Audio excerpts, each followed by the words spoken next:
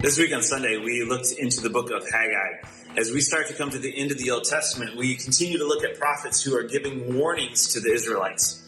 Now, the Israelites had returned to Jerusalem with a call to rebuild the temple. That's what they were to do.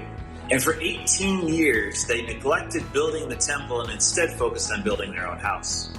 Haggai came and he said, "Give careful thoughts to your ways."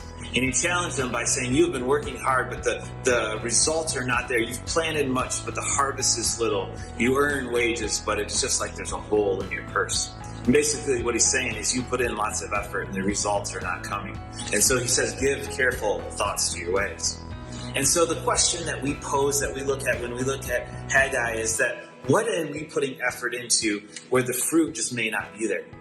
What are we pouring our time and energies into in this season of staying at home, in the season of quarantine, in the season of change?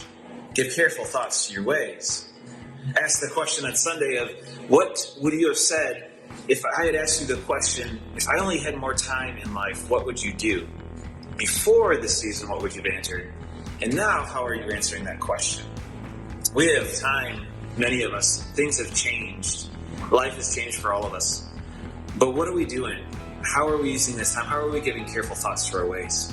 See, the Israelites were called to rebuild the temple, a physical place where a holy God would meet with a sinful people. Jesus came and he referred to himself as the temple, that he would be the meeting place where sinful people and a holy God can meet through Jesus. And then Paul says that you are the temple of the Holy Spirit. So as the temple of the Holy Spirit, as part of the church, what are we doing? How are we giving careful thought to our ways?